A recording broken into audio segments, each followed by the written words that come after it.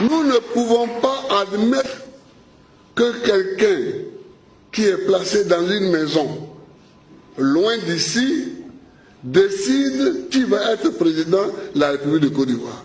On ne peut pas accepter ça. Ça, on ne peut pas l'accepter. Et il faut que les gens le comprennent une fois pour toutes. En Afrique et hors d'Afrique, il faut qu'ils le comprennent.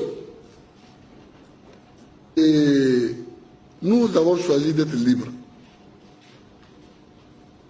Et nous prenons les moyens de notre liberté. Si ce n'est pas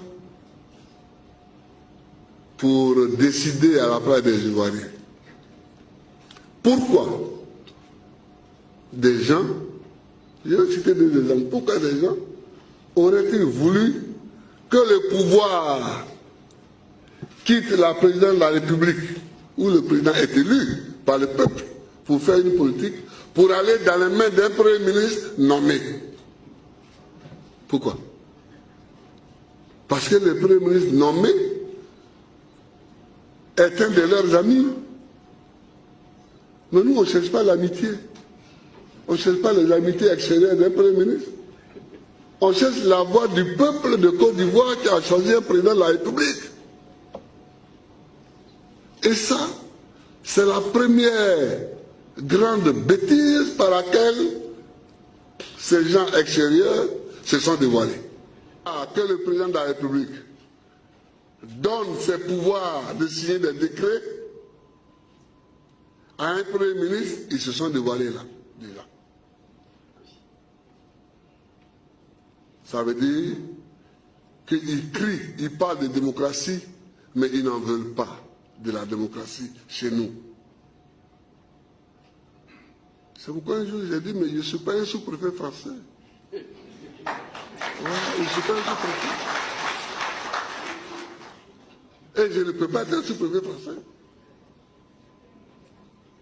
J'ai choisi d'être un Ivoirien.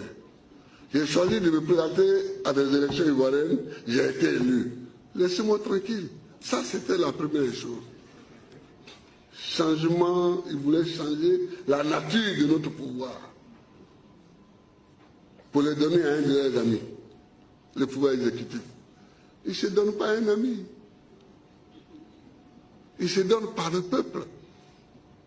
Deuxièmement, pour mettre fin à la crise, est-ce qu'on avait besoin de déclarer que l'Assemblée nationale n'est plus valable? Où est le problème? Ce n'est pas eux qui payent les députés, ce n'est pas eux qui siègent, ce n'est pas eux qui font le projet de loi. Bon, où est leur problème? Tu n'es pas dans ton pays et tu déclares qu'une de leurs institutions n'est plus valable. Pourquoi? Mais on ne peut pas accepter ça. En tout cas, moi, je ne l'accepte pas et je ne l'accepterai jamais.